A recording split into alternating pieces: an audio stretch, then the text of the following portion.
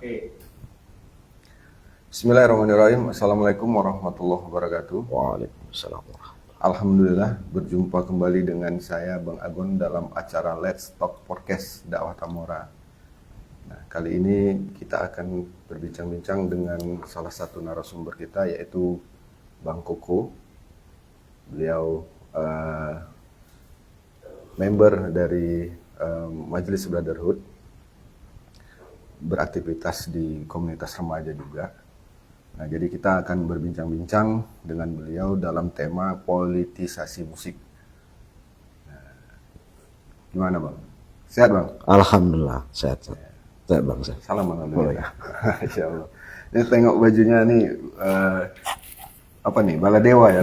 Baladewa. Nah, bagian dari Baladewa juga Bang? Enggak juga sih, karena dikasih aja nih hadiah. Hadiah dari teman. Gimana? Apa sekarang kegiatan Bang? Selain ngurus-ngurus anak-anak muda lah di Majelis Brotherhood, sekarang masih kerja atau gimana? Salah satunya bekerja, kemudian adalah juga bergerak di bidang usaha. Pengusaha ini ya? Bisa dibilang pengusaha. Masya Allah. Iya. Jadi gini Bang, kita selama 1 jam ke depan bincang-bincang kan, terkait dengan tadi ya tema kita politisasi musik kan. Jadi kita juga melihat di Majelis Brotherhood itu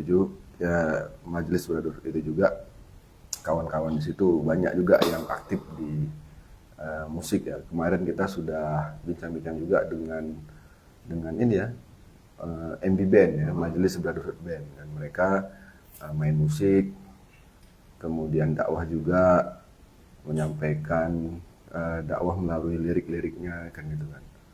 Nah, Abang juga yang pernah kami lihat kan gitu kan, dulu-dulunya juga aktif di musik ya kan, walaupun sekarang mungkin lebih kepada pengamat musik ya gitu ya atau penikmat musik ya gitu ya. Nah, jadi bicara tentang itu, nah terkait dengan musik kalau menurut Bang Koko kan, itu memang murni hiburan atau memang bisa membawa pesan-pesan tertentu kalau menurut Bang Koko? Nah, yang pertama kan kalau kita berbicara dari sudut pandang Islam, yang pastinya harus dari sudut pandang Islam terlebih dahulu. Oke. Kata-kata netral itu kan sebenarnya tidak ada dalam Islam, karena yang ada surga dan neraka misalnya seperti itu. Jadi abu-abu tidak ada, tengah-tengah tidak ada.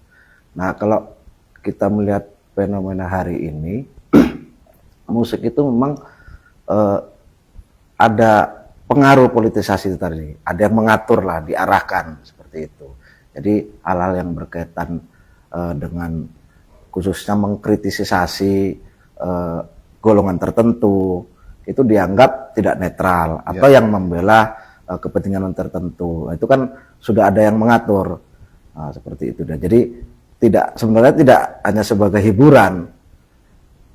Kalau lihat dari pandangan Islam, musik itu kan sebenarnya umat Islam itu tidak butuh hiburan sebenarnya, tapi dalam Islam motivasi untuk selalu tergerak dalam misalnya dakwah, beribadah seperti itu. Jadi kalau hari ini wajar kita hari ini butuh hiburan, masyarakat butuh hiburan, karena memang banyak dibalik itu tadi, masyarakat hari ini banyak yang memang dirundung masalah. Jadi musik itu salah satu menjadi hiburan. Nah, hiburan saat ini kan memang itu kita terlenakan lah oleh musik ini tadi. Jadi salah satu bagian juga agar masyarakat ini hiburannya cuma cukup musik, tapi permasalahan tidak pernah selesai seperti itu.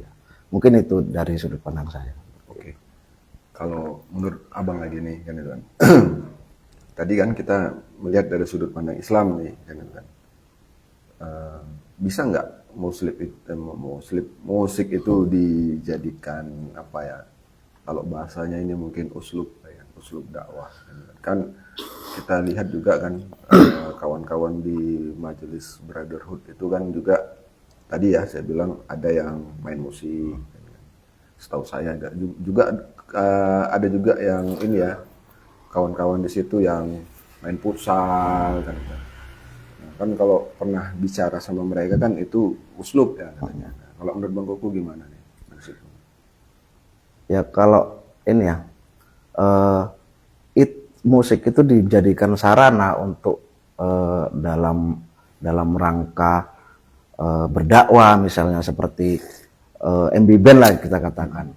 Itu kalau kita cermati hari ini, lirik-lirik yang ada di lagu-lagu MB Band, ya kan di sini kan abang sebagai penciptanya kan, pencipta lagu tersebut. Jadi itu memang betul-betul tidak ada kata netral, tidak ada kata netral untuk baik itu penguasa hari ini ataupun di luar dari kepentingan yang lain seperti itu. Jadi agenda-agenda mungkin ya ada futsal, mungkin kan futsal. Hari ini banyak pemuda-pemuda yang memang hobinya dituangkan lewat futsal. Cuman kan futsal yang bagaimana? Iya, iya. Kalau dia tidak melanggar hukum syariat, misalnya tidak menampakkan aurat, nah itu boleh saja. Itu dijadikan sarana dakwah seperti itu dia. Jadi seperti yang pertanyaan pertama tadi, musik itu untuk netral itu tidak akan bisa dalam Islam. Karena itu selalu misalnya begini sajalah. Lagu-lagu mungkin kalau yang terkenal sampai saat ini lagu-lagu Iwan Fals lah misalnya kan. Kalau yang terdekat Isi Rimba lah misalnya. Isi Rimba itu dirilis tahun 1981 itu. Mana tuh yang Raub Bulldozer, Ya itu. Gemuruh? Itu satu album dengan Sarjana Muda. Itu kan menandakan bahwasanya kondisi politik kemudian kondisi sosial pada waktu itu di tahun 1981 yang bahkan saya belum lahir itu sudah terjadi seperti itu. Iya. Makanya banyak musisi-musisi yang memang dicekal atau dihentikan. Salah satunya Iwan Fals pun pernah itu karena dia mengeluarkan album yang saat itu memang mengkritik penguasa pada saat itu. Banyak lagi sebenarnya, tapi salah satu yang terkenal Iwan Fals, kemudian Kus Plus pernah dicekal juga tahun 1965. Jadi itu kan menandakan bahwasanya musik ini sengaja digiring untuk menormalisasi lah agar tidak pemerintah atau penguasa pada saat itu tidak nampak kebobrokannya dan yang lain-lainnya seperti itu. Iya. Jadi saya teringat ini ya, kalau awal munculnya band-band underground ya.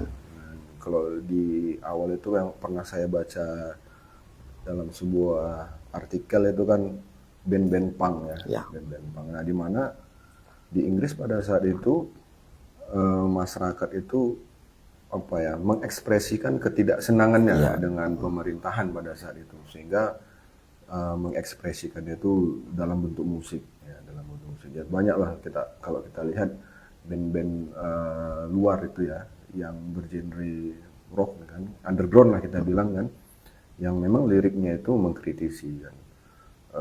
Saya ada juga suka tuh kan, bukan band punk sih, Rage Against the Machine ya, Rage Against the Machine ya kan, Jack LaRocca. Jadi dia selalu ini ya, dalam liriknya itu selalu mengkritisi. Makanya di setiap konsernya itu selalu ini ya, kejar-kejaran kadang sehabis konser itu dengan pihak keamanan gitu. Ya memang seperti itu. Nah, jadi kalau menurut Bang Koko, jadi setiap lagu atau lirik-lirik dalam sebuah lagu itu yang biasa kita dengar mungkin sekarang ini memang punya pesan politik atau adanya kepentingan tertentu. Nah, kalau kita setiap lagu lah sekarang yang biasa kita dengar nih. Selama saya menggeluti atau menikmati lah musik itu kan. Ini musik dia kan sepaket dengan isinya, liriknya seperti itu. Itu memang banyak yang pesan-pesan politik dan itu digiring untuk kepentingan yang penguasa saat itu. Nah, tapi kalau kita lihat hari ini musik-musik yang bernuansa politik seperti itu sebenarnya sudah dijadikan oleh penguasa, dijadikan alat untuk menutupi atau apa namanya, menutupi kasus-kasus yang untuk mengalihkan perhatian lah seperti itu, mengalihkan perhatian terhadap kebijakan penguasa yang memang saat ini tidak sesuai dengan harapan masyarakat seperti itu. Jadi kalau pesan-pesan misalnya lah, kayak saya katakan tadi, musik-musiknya Iwan Fals lah itu pesan sosial dan pesan politiknya itu sangat kental seperti itu. Apalagi saya punya pengalaman, ada salah satu sepupu saya itu termasuk orang kaum marginal lah, kan ada anak pang tuh kan. Anak pang itu kalau di setiap, kalau musiknya saya kira ya datar saja sama biasa lah. Tapi isi liriknya tuh memang mereka itu sangat mengkritisasi penguasa, kebijakan saat ini dari dulu lah tuh. Makanya mereka kan kalau ada yang nengok mereka itu kan ngamen, kemudian bak Vespa gitu yang buahnya banyak itu kan. Itu salah satu sepupu saya itu sempat keliling Sumatera itu. Nah, kalau melihat dari keseluruhannya itu tadi dia bercerita, ada sisi politiknya juga di situ. Mereka digiring oleh kemungkinan, ini asumsi saya ya, kemungkinan besar itu ada dari sisi kiri. Sisi kiri maksudnya orang-orang sosialis, seperti itu. Nah, itu wajar karena memang kalau melihat pertarungan dua ideologi, terutama apa namanya sosialis kemudian kapitalis, ini memang apa ya, memang pertarungan yang memang sangat sengit seperti itu. Makanya dulu Kus Plus itu pada tahun 1965 itu mereka kan mengadopsi lagu-lagu aliran rock and roll dari barat. Pada saat itu kebetulan penguasa itu Soekarno, dia kan memang anti neo imperialisme, memang anti pada orang-orang kapitalis. Nah, mereka sempat dipenjarakan itu. Nah, dari situlah mungkin muncul orang-orang marginal itu tadi, seperti itu. Jadi tidak terlepas dari muatan-muatan politik, terutama musik-musik yang bergenre rock, kemudian apa kalau Iwan Fals ballads apa seperti itu kan. Mungkin itu dia. Jadi disadari atau tidak disadari oleh kita sebagai pendengar, sebetulnya lirik atau lirik dari lagu-lagu itu memiliki pesannya, baik itu pesan politik atau pesan moral kan. Berarti kan bisa jadi ya artis atau grup-grup band itu dijadikan alat juga kan oleh penguasa untuk menguatkan posisinya ya. Bisa juga kalau dia berseberangan ya mengkritisi kan begitu ya. Artinya musisi atau artis-artis musik itu bisa jadi marketing juga kan bagi penguasa ya. Nah, kalau menurut Bang Koko lagi nih kan, ini pokoknya menurut abang semua nih, gitu kan. Kira-kira bagaimana musik itu melalui lirik-liriknya lah ya kan, gitu, mempengaruhi cara berpikir masyarakat. Nah, kalau dikaitkan dengan politik tadi, pertanyaan ini mungkin nanti dulu menjawabnya kan seperti itu. Sebenarnya bukan mempengaruhi dalam pemikiran kan. Sudah tentu saja kalau lirik-lirik itu, misalnya lirik-lirik yang Dewas di salah satu band lah itu Distorsi judulnya itu kan, semua itu memang mengkritik. Nah, itu mengarah pada satu tujuan yang hanya mengkritik berarti orang-orangnya saja yang ada di dalam pemerintahan tersebut, bukan pada yang hal yang mendasar sebuah sistem. Makanya sekarang musik atau grup-grup band musik ini dijadikan alat atau komoditi untuk para calon atau penguasa itu membuat basis-basis massa seperti itu. Ya kita lihatlah kalau hari ini band-band teratas itu sekali konser itu 500 juta. Nah, hari ini atau di tahun-tahun sebelumnya itu yang bisa merekrut itu kan tidak mungkin orang-orang biasa atau mempunyai perusahaan-perusahaan biasa. Itu memang yang mempunyai dana besar, misalnya inisial kan, band teratas itu yang pertama yang saya pakai ini satu, kemudian yang baru-baru ini yang viral lah Fufu Fafa, nah itu kan memang mereka apa namanya membawa suatu grup band ini yang memang mempunyai basis massa terbesar, nah seperti itu. Jadi itu memang dijadikan alat komoditi bagi penguasa, baik dia sudah di atas ataupun mau menaiki tangga teratas. Jadi apa namanya sosok pemusik atau apa namanya figur seperti pentolan-pentolannya itu dijadikan alat untuk menggait hati masyarakat. Makanya kalau yang hari ini viral ya, Fufu Fafa itu kan, kalau kita secara apa aja lah, secara pendek saja kita memperhatikannya itu kan ada ketidaksenangan karena memang sudah berganti dari rejim ini ke rejim ini, kemudian dia sudah tidak dipakai lagi. Pada waktu itu kan memang dua band ini yang di apa namanya dipakai untuk menggait massa. Satu D, satu S kan itu sih, 101, 102. Nah, hari ini kita lihat sekarang pentolan D itu sudah menjadi anggota dewan. Nah, kalau yang sebelumnya itu menjadi komisaris apa Telkom seperti itu. Mungkin di situlah dia pesan. Ya. Berarti sesuai dengan ini juga nih apa? Dalam politik demokrasi itu ya tidak ada kawan ya atau musuh abadi ya gitu ya. Yang ada hanya kepentingan. Jadi selama itu menguntungkan mungkin ya, menguntungkan ya nggak ada salahnya. Kalau dia merugikan ya jadi pengkritisinya. Sekarang kan berbalik menyerang. Ya kan sekarang berbalik menyerang dia kan. Iya. Sekarang berbalik menyerang dia. Kalau ini bisa nggak ya musik itu digunakan untuk menutupi masalah besar rakyat? Bisa ya? Ya sangat bisa. Karena memang hari ini kan misalnya ini apa namanya saking apa ya, karena banyaknya masalah yang dihadapi oleh masyarakat dan selalu berkutat dalam kubang masalah, akhirnya pelariannya memang yang musik dia.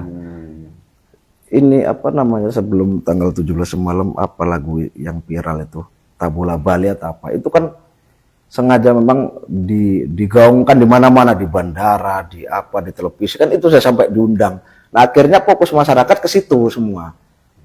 Nah itu bisa ya walaupun sifatnya sementara, tapi kan yang mempunyai masalah ini atau yang ingin menutupi masalahnya ini kan masih bisa sempat untuk berpikir untuk bagaimana menutupi dengan yang lain seperti itu. Jadi kan kalau kita lihat viral kemarin kan Tabula Bali sampai diundang ke istana, sampai diundang televisi ini, televisi itu kan menjadi konsumsi yang sangat mudah bagi masyarakat, baik di media sosial ataupun media televisi, elektronik dan lainnya seperti itu. Mungkin itu Seth. Ya. Jadi tolak ukur juga tuh ya. Ya. Jadi misalnya kan, buat lagu lah kan. Jadi mana tahu bisa viral. Diundang ke istana, jadi terkenal ya. Ya sekarang kan gampang ya kok mau terkenal kan. Makanya kan hari ini kan apa namanya ya, tidak melihat atau menciptakan lagu itu tidak melihat aspek dari psikologis ataupun aspek spiritual bagi yang mengkonsumsi lagu itu.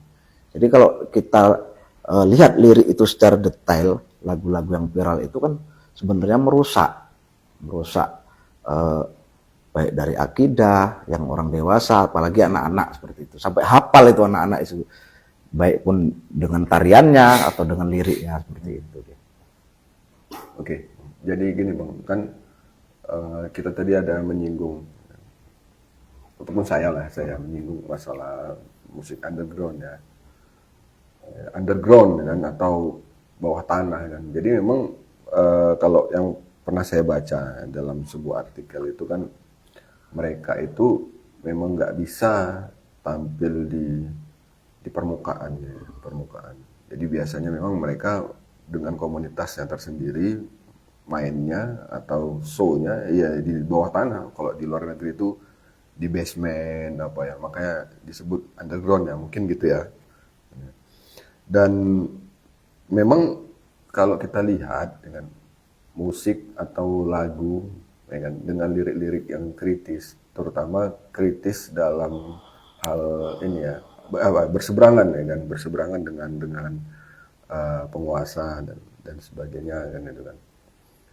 Nah ini sulit ya kan untuk menembus apa ya, menembus arus besar kan. Maksudnya arus besar ini terkait dengan mungkin media ya, media-media utama gitu. Misalnya televisi ini gitu kan. Nah, ya banyak bermain di mungkin media sosial yang memang gampang diakses. Ya.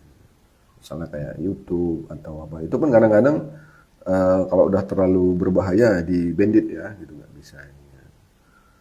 Nah ini fenomena ini kalau menurut Bang Koko sendiri apa penyebabnya itu?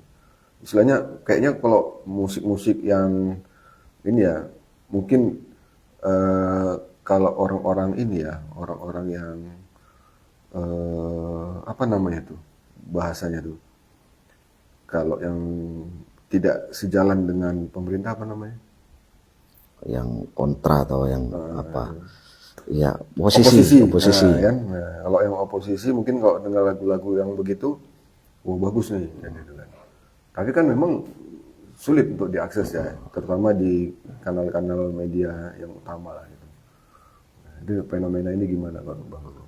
Nah ya kalau melihat hari ini itu ya sangat wajar kan, sangat wajar karena musik-musik yang memang hari ini terutama lirik-liriknya itu yang sangat mengkritisi kebijakan-kebijakan, kemudian ataupun menyindir-menyindir masalah-masalah umat yang tidak pernah selesai itu ya wajar di banned atau di stop lah, ataupun tidak bisa menembus industri musiknya seperti itu kan. Major label. Seperti itu. Itu karena mungkin satu akan membangkitkan kesadaran masyarakat atau umat ini tentang memang bisa ya? Bisa Emosi ya. Emosi makin apa namanya? Membangun opini yang sangat besar itu kan bisa dari situ kan. Apalagi sempat kalaulah lagu itu atau musik itu memang sudah viral kan seperti itu. Nah, hari ini kan memang salah satu peran utama itu media, kemudian label-label, karena untuk menembus itu kan butuh memang modal yang besar. Nah, mereka pun hari ini label-label besar, kemudian yang memang terutama kawan-kawan di mungkin di media-media itu kan, di media sosial, itu kalau musik yang nggak mengikuti selera masyarakat hari ini mereka tidak mau gitu. Apalagi yang memang seperti mengkritisi kebijakan-kebijakan itu yang bernuansa politik, mereka pun tidak mau mengambil resiko untuk menaikkan genre atau musik tersebut seperti itu. Jadi tetap ada peran penguasa dan ya mungkin media ataupun pemilik modal penguasa. Karena itu tidak bisa dipisahkan ya seperti itu, Bang. Ya, baik, Bang. Ini kan acara kita ini sebelum kita lanjutkan ya, saya ingin menyapa para pemirsa dakwah Tamora kan. Ini kan kita ini acaranya nih live ya. Di channel dakwah Tamora, khususnya di Facebook.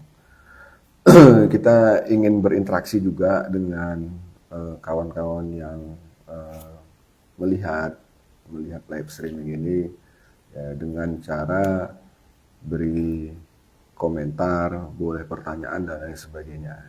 Nanti sama-sama kita diskusikan kan dengan Bang Koko sebagai narasumber. Gimana, Bang? Ada yang bertanya, Bang? Ada. Oke. Dari topik Pramana, pertanyaannya, kenapa banyak musisi tiba-tiba bersuara lantang saat musim politik, tapi diam di luar? Ya. Itu aja, Bang. Ya. Nah, kenapa nih musisi ya, banyak yang bersuara lantang pada musim-musim politik ya, musim-musim mungkin maksudnya musim-musim eh, pemilihan, pemilu gitu ya. Tapi habis itu diam gitu Bang. Ya, Nah, gimana tuh Bang? diam di luar. Nah, baik, kita sama-sama simak nih penjelasan dari Bang Koko. Mungkin ini dari hal yang pertama tadi saya ungkapkan bahwasanya musisi kita kan bisa lihat musisi-musisi tersebut itu berbicara tentang yang memang itu menjadi alat untuk mempromosikan salah satu calon tertentu. Ini kan pasti ada hubungan dengan itu kan, seperti itu. Jadi marketingnya Ya, lah. jadi marketingnya. Nah, kemudian kenapa kok saat selesai lah misalnya, selesai itu bahkan diam ataupun bahkan mau menyerang seperti itu kan. Karena itu seperti yang Abang katakan tadi bahwasanya tidak ada teman abadi, kemudian tidak ada lawan abadi. Semua itu ada kepentingan seperti itu ya. Kita lihatlah hari ini bagaimana yang pentolan yang kaos yang saya pakai ini kan sangat lantang pada itu. Kan sangat lantang pada waktu itu kan, mengkritisi apa namanya yang penguasa sebelumnya kan, seperti itu. Nah, sekarang padahal yang dipakai kan sistemnya sama. Oke. Kebijakannya itu yang mungkin beda namanya saja lah, tapi kalau arah kebijakannya tetap sama. Sama ya. Karena itu tadi terkait dengan kepentingan itu tadi. Jadi siapapun saya sebenarnya itu musisi-musisi ya kan banyak sih, kalau mau disebut merek itu pada musim-musim kampanye itu banyak lah, bahkan tidak hanya musisi tapi public figure, artis-artis, kemudian penyanyi solo itu memang menjadi komoditi untuk merap suara kan, dan menjadi kantong-kantong atau basis-basis yang memang untuk nanti di hari hanya itu datang ke TPS untuk mencoblos calon tertentu seperti itu. Jadi wajar saja dia hilang suaranya itu kecewa, ataukah dia hilang suaranya sudah mendapat sesuatu dari apa yang sudah terwujud, seperti itu dia. Mungkin itu saja. Ilusi aja lah ya, Iya. kalau memang betul-betul mengurusi umat ya gitu ya. Kayak gitu Bang ya. Saya ini ya lagu Distorsi lah salah satu yang bermuatan politik itu yang diciptakan oleh yang saya pakai ini. Kalau hari ini dia menyanyikan itu, saya mungkin tidak percaya. Tidak percaya, ataupun ada mungkin ada ini sedikit lah, ada agak mikir-mikir lah untuk menyanyikan itu, karena hari ini dia sejalan bukan secara pemikiran ya, tapi sejalan karena memang ada simbiosis mutualisme di situ dia. Oke. Ada lagi Bang? Ada. Saya boleh minum nih? Boleh lah minum. Saya kira apa kalau di apa itu namanya, apa kalau yang palsu itu namanya apa ya? Apa boleh? KW. Bukan, hanya pajangan itu apa namanya? Properti, saya kira. Enggak, asli. Rupanya asli. Kalau mau merokok pun merokok. apa. Abang merokok juga ya? Merokok. Enak ya merokok. Saya sambil merokok ini. Oke, nggak ada lagi ya? Nggak ada. Nah, kalau nggak ada, kita balik ke diskusi kita ini.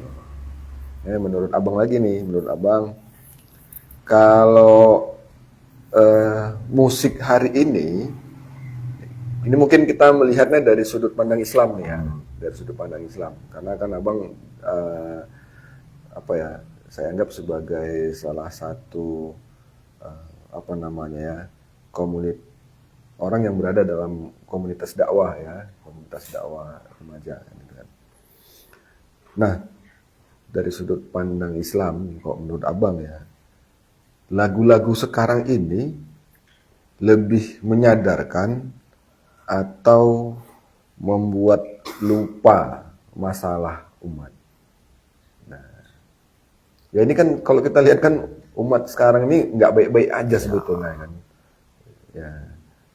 Jadi kalau adanya lagu, ya kan, lagu-lagu atau lirik-lirik yang selama ini kita dengar lah kan gitu kan. Nah itu sebetulnya lagu itu lebih kepada apa ya tadi, menyadarkan bahwa ini umat ini lagi ada masalah kan, atau memang justru melupakan gitu masalah. Gimana Pak Bro? Lah, kalau sependek sepengetahuan Ini saya kecuali lirik-lirik lagu MBZ ya, ya. itu nanti saya. Kan ini, kalau kita lihat ya seperti saya katakan tadi, Iwan Fals itu menciptakan lagu Isi Rimba itu tahun 1981 sampai sekarang ini tahun 2026, berarti berapa tahun itu kan?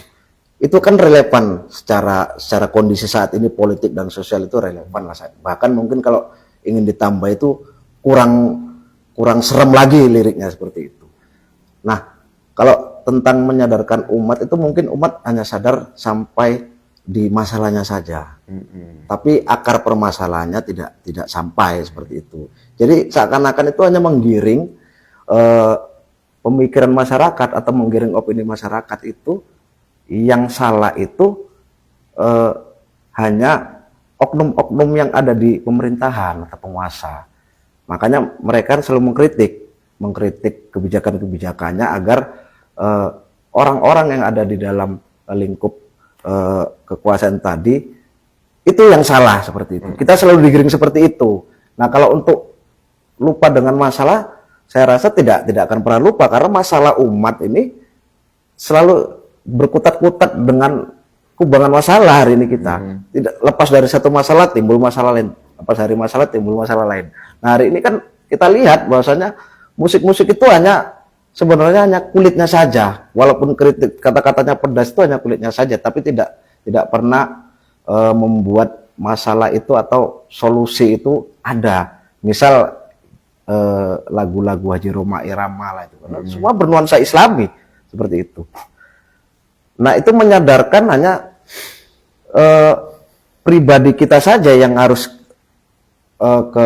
ke Islam misalnya. Tapi bagaimana dengan pemecahan solusinya itu tidak ada. Makanya sampai hari ini eksis, bahkan disebut legenda Haji Roma Irama itu kan, karena tidak ada sama sekali, kalau menurut saya unsur politiknya tidak ada gitu. Walaupun itu memang dijadikan sebagai masalah ini loh obatnya, misalnya Mirasantika, atau stres obatnya iman dan takwa misalkan, seperti itu sih.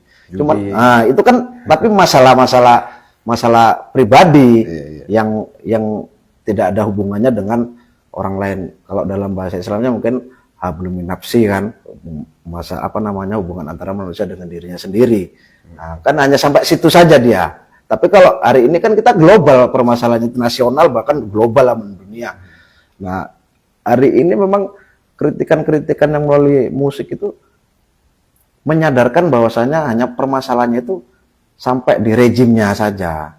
Makanya harus diganti nih rejimnya seperti itu. Kalau memang lirik itu misalnya Iwan Fals atau yang lain itu sampai merujuk ke sistem itu tadi, mungkin nggak akan hadir mereka sampai saat ini. Karena kalau sudah ganti rejim lah, misalnya kayak kemarin itu kan dicekal dia tahun 81 itu dicekal, ganti rejim buktinya masih bisa lagi dia bernyanyi kan.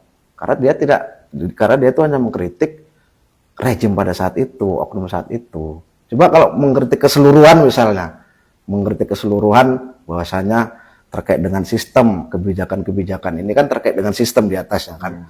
Itu mungkin udah tidak ada lagi dia muncul di permukaan, terutama dalam dunia musik, seperti itu. Saya minum lagi ya. Iya. Iya. Kalau masalah yang band nanti kita bicara. Soalnya saya dengan penciptanya ini dan foundernya. Apa ya? Tadi saya simak tadi kan masalah terkait dengan atau kritisi itu mungkin hanya sekedar ini ya, sekedar kulit-kulitnya lah mungkin ya bahasanya. Ini padahal dari dulu sampai sekarang masalah itu tetap ada, tapi memang apa yang mereka sampaikan hanya sekedar mengkritisinya saja kan, tidak menyelesaikan akar masalahnya itu ya. Ya. Tapi bisa memang sebuah lagu itu menyampaikan bahwa akar masalahnya itu ini ada, bisa ya? Bisa. Bisa. Oke. Contohnya. Ya. Oke, baik, Bang. Ini kan tadi Abang yang kita pahami kan Abang tuh ini ya ada di dalam komunitas remaja kan, komunitas remaja atau komunitas anak muda lah. Walaupun emang Abang udah nggak muda kan, gitu kan. Tapi dari style masih muda sih kan, gitu kan. Apalagi kalau udah pakai kaos gini kan nampak ininya kayak usia-usia 20 ya, 20 tahun. Sebelum Masehi. 20 tahun, tapi 20 tahun yang lalu. Ya, nah kalau menurut Abang lagi nih, kan, pengaruh musik terhadap generasi muda Muslim. Nah, gimana pengaruh musik? Kalau melihat hari ini dengan suguhan musik yang hadir saat ini, itu sangat sangat berpengaruh lah itu. Karena musik ini kan otomatis terdengar, kemudian menjadi maklumat. Nah, akhirnya menjadi pemahaman, melahirkan pemahaman dan melahirkan pola sikap. Seperti itu. Jadi namanya musik itu kan, ya mohon maaf bagi orang yang tidak mempunyai kebutuhan khusus, kan otomatis terdengar, apalagi diputar secara ulang-ulang lah, mau di toko-toko, kemudian mau kemana pun musiknya, kalau yang lagi viral kan itu saja. Itu kan sangat mempengaruhi dari psikolog orang yang mendengar tersebut, terutama dari anak-anak muda, anak muda, kemudian remaja sampai yang anak-anak sekolah, anak SD, itu sangat berpengaruh dia, karena sepengetahuan saya musik-musik yang bisa diciptakan atau yang ada pada zamannya, yang ciptaannya itu sesuai dengan umurnya, porsinya itu di tahun 90-an. Itu masih ada dia dengan lirik-lirik, kemudian lagu yang memang misal lagu anak-anak dulu ada Enno Lerian, ada Joshua, itu kan memang seusianya diciptakan. Kalau penciptanya itu dulu kan siapa? Papa Tebob lah. Itu kan memang khusus untuk anak-anak kan. Kemudian dewasa ada, ini ada. Nah, kalau sekarang ini kan ya kita lihatlah sehari-hari lah. Anak-anak itu bisa goyang gotik lah, anak-anak itu tabola balin, apa seperti itu. Itu kan sangat merusak dia. Terutama dari sisi akidah. Dia belum tahu lagi bagaimana lirik isi lagu tersebut, seperti itu. Jadi sangat berpengaruh, karena tidak ada hari ini industri musik ini, karena memang sistemnya yang memang sistem ajas manfaat, sistem semua itu yang ada manfaatnya atau ada materinya, ada keuntungannya itu selalu diambil, tidak memperdulikan aspek-aspek itu tadi, yaitu ya dikejar, dipiralkan. Ya, jadi saya kira ya hari ini ya sangat berpengaruh, makanya apalagi terkhusus kaum muslim ya, seperti kita yang memang berakidah Islam, itu sangat berpengaruh. Jadi mereka itu sangat mudah untuk meracuni atau mempengaruhi pemikiran-pemikiran kaum muslim itu emang dari musik. Terlepas ada orang-orang atau kelompok-kelompok itu musik itu haram atau tidak, seperti itu. Mungkin itu sih. Iya. Kalau di kawan-kawan kawan-kawan komunitas Abang, gitu. Mohon maaf nih, ada nggak yang nggak suka musik? Kok menurut Abang? Saya kira nggak ada. Nggak ada. Memang rata-rata anak muda tuh ya suka ya. Iya. Karena kan musik tuh saya bilang tadi otomatis terdengar. Musik ya, kita berbicara musik bukan lirik ya, belum lagi lirik. Tapi karena sekarang memang musik itu menjadi hiburan yang sangat menghibur di tengah-tengah kekacauan dan banyaknya masalah tengah-tengah masyarakat, yaitu menjadi suatu yang sangat apa ya, menarik. Ya kita lihat di mana-mana sekarang ada jual speaker itu untuk nyanyi kan, tanpa melihat itu tadi lirik-liriknya, karena ini kita berbicara musik ya, berbicara musik yang enak didengar tuh ya itu tadi. Jadi saya kira tidak ada orang yang tidak suka musik kecuali apa itu? Ada juga. Ada memang. Cuman kalau tadi yang ditanyakan teman-teman saya kan itu semua suka musik seperti itu. Saya pun salah satunya suka musik. Seperti itu. Kalau abang sendiri suka musik-musik gimana? Kalau saya ini apa Bebas ya? ya? Bebas, tapi lebih cenderung ke Dangdut. jangan mentang-mentang bukan saya dangdut. Rock. Oke. Karena dari SD itu saya sudah dicekok ke musik-musik seperti itu. Boleh saya tebak nih. Apa itu? Pasti abang suka rock apa ya? Misalnya kayak power metal ya dulu ya. Kalau kalian tahun 90-an begitu apa itu ya? Kalau anak-anak 90-an. Ya. Kalau popnya Ceylon Seven gitu ya. Iya kan? Kok tahu kenal itu? Karena rata-rata begitu biasanya kan, atau Sahara kan ya. Sahara itu. Angin malam ya, gitu ya. Kalau abang apa? Kalau abang apa? Hah? Saya suka band-band ini ya, musik-musik kasidah. Kasih. Gimana bang? Kita kembali ke ini pemirsa. Kita coba sapa lagi, mana tahu ada yang bertanya terkait dengan bahasan kita ini malam. Ada bang yang Ada. dari Jain Datuk Satinan Kumian. Masya Allah, orang Pertanyaan. Minang.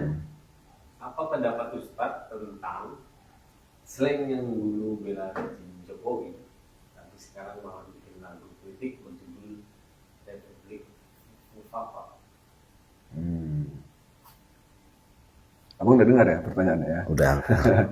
Mungkin bisa langsung abang ini tanggapi. Ya seperti yang tadi kita bahas tadi berdua, bahwasanya dalam Oh bentar dulu. Mungkin ini ya pemirsa nggak tahu ya tadi pertanyaan. Jadi pertanyaannya bagaimana menurut abang ya terkait dengan slang yang dulu bela rejim Jokowi, nah sekarang malah bikin lagu mengkritik rejim dengan judul lagunya tuh Republik Fufu Fafa. Nah disitulah tadi yang kita bicarakan tadi, bahwasanya tidak ada kepentingan yang abadi dalam sistem ini kan, semua itu manfaat ya. Jadi ya kita tahulah tim sukses besar atau basis massa kantong suara terbesar itu kan memang dihasilkan dari grup band yang satu ini. Makanya dapatlah hadiah kan, hadiah salah satu personilnya menjabat sebagai komisaris PT Telkom pada saat itu. Nah, itulah yang saya katakan tadi, bahwasanya tidak ada teman abadi, musuh abadi dalam sistem ini.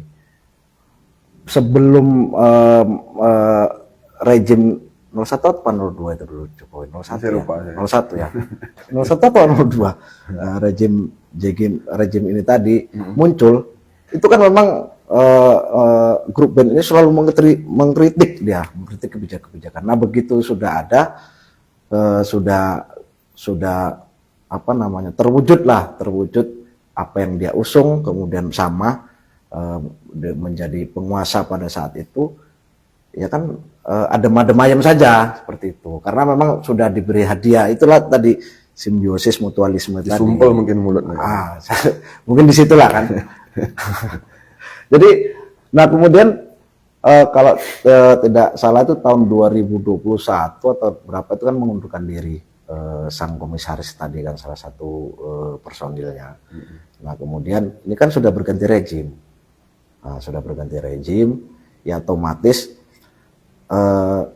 yang dulunya ini tadi mengkritik yang satu, ya kan ada rasa apa namanya, di balik yang rejim sekarang ini kan banyak yang harus dikondisikan, makanya satu persatu itu disingkirkan yang lama.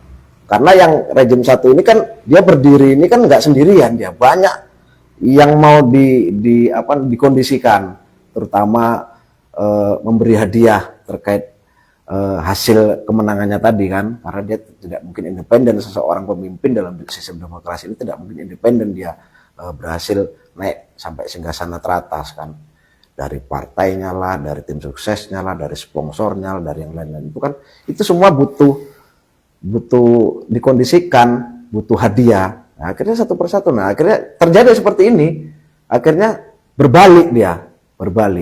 Padahal kalau memang benar-benar suatu pemimpin itu memang dipilih, kemudian hadir dia di situ, kemudian bekerja dengan baik misalnya kan, tidak ada suatu kesalahan apapun, seharusnya kan tetap dibiarkan, karena kan demi kepentingan bersama. Sekarang kan bukan demi kepentingan bersama, tapi kepentingan kelompok atau individu lainnya, seperti itu. Mungkin di situ dia. Jadi tidak ada, yaitu suatu yang wajar dia, suatu yang wajar kalau itu terjadi. Karena kalau kita mau merujuk ke apa namanya, ke akarnya sistem ini, mereka itu berjalan sesuai dengan realnya. Karena memang seperti itu. Pasti setiap ganti rejim ganti semua, reformasi semua kan. Bukan reformasi, apa namanya? Diganti semua lah, apa nama bahasanya saya lupa itu. Seperti itu. Ya seperti itulah. Makanya namanya baru kan. Baru ini dia dengan kan membawa orang-orang baru juga. Akhirnya diganti.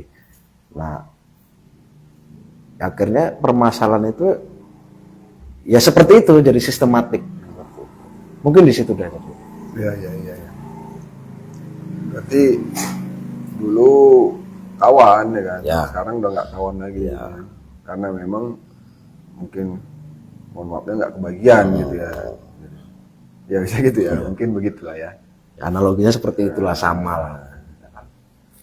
Ya simpulkanlah sendiri kan gitu kan. Bisa disimpulkan. Ada lagi bang? Nggak ada ya, oke. Nggak terasa udah hampir 1 jam bang kita ngobrol-ngobrolnya.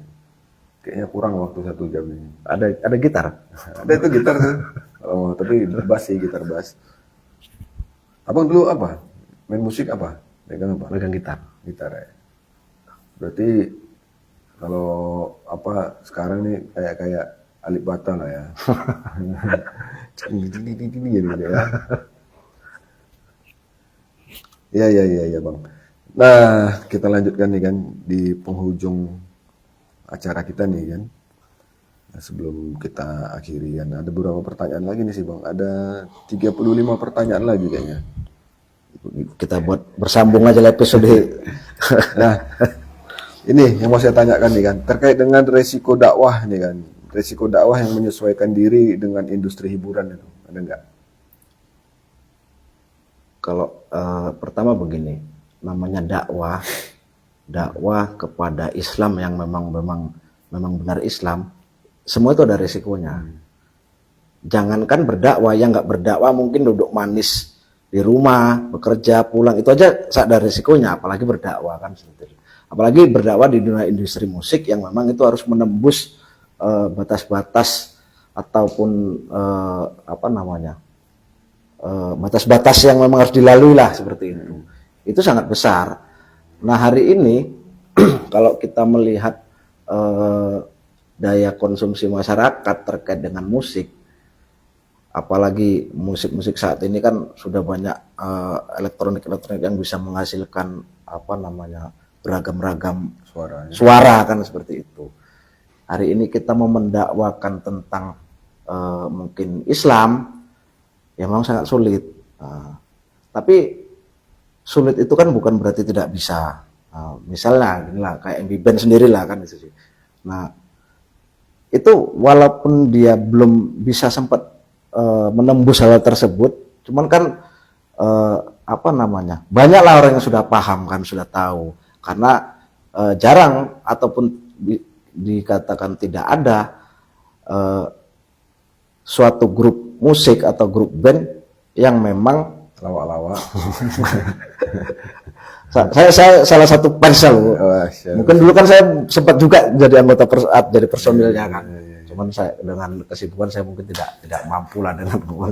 Nah kemudian hari ini kan jangankan yang mengkritisi kebijakan-kebijakan penguasa saat ini, itu sudah dicekal dan sudah secara prematur itu sudah tidak bisa mungkin dilahirkan. Apalagi ada grup band musik yang memang lirik-liriknya itu mengkritisi kebijakan, kemudian bukan mengkritisi kebijakan sih, tapi membongkar berseberangan lah ya, berseberangan dengan sistem yang saat inilah, membongkar sistem tersebut, kebobrokan tersebut, kemudian memunculkan solusi. Ya, itu yang sangat berat. Makanya walaupun dikonsumsi hari ini di komunitas-komunitas majelis Brotherhood aja, kemudian mungkin ada sedikit orang, tapi itu menandakan bahwasanya kita sudah berada di barisan yang mana, seperti itu. Ya kan, kalau mungkin kalau saya rasa untuk menembus pasar yang memang agak lebih itu agak susah hari ini kan, karena di situ lirik-liriknya kan sudah ada solusinya. Ya kalau kita lihat lah sekarang, yang makanya saya katakan itu kan tadi kan, mereka hanya bisa mengkritisi musik-musik tadi kan, baik pun di musik-musik rock itu banyak mengkritisi, musik-musik punk, terutama orang-orang marginal tadi, anak-anak punk tadi, kemudian Haji Roma Irama itu kan walaupun seperti itu tapi kan tidak pernah menampilkan solusi yang independen, karena mereka itu bahkan bukan mereka ya, bahkan lirik-liriknya itu yang saya katakan tadi hanya menggiring kita kepada oknum-oknumnya saja. Jadi kalau tidak sampai ke akarnya, sistemnya harus dirubah, keadaan itu tidak akan pernah berubah, karena semua ini permasalahan sistematik seperti itu dia. Jadi sangat susah lah untuk menembus itu. Tapi walaupun susah kan, itu kan di mata manusia, di mata Allah kan kita tetap berada di jalannya, seperti itu ya. Karena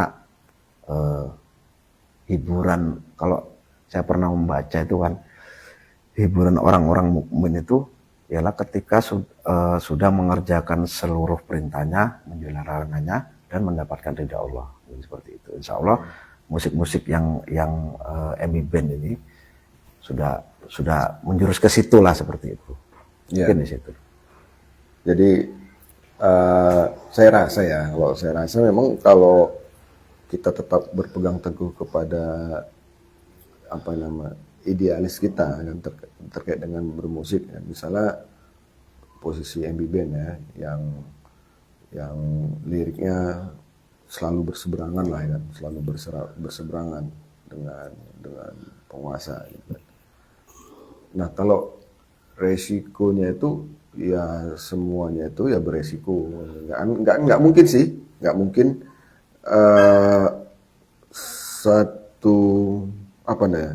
dua idealis atau dua ideologi itu berada dalam satu tempat yang sama kan, pasti tetap berbenturan ya. Nah, posisi melawan arus itu berat, sama kayak kita kalau mengarungi sungai, tapi melawan arus tentu lebih sulit kalau kita mengikuti arus. Apalagi saya nggak bisa berenang, ikut arus saja saya susah.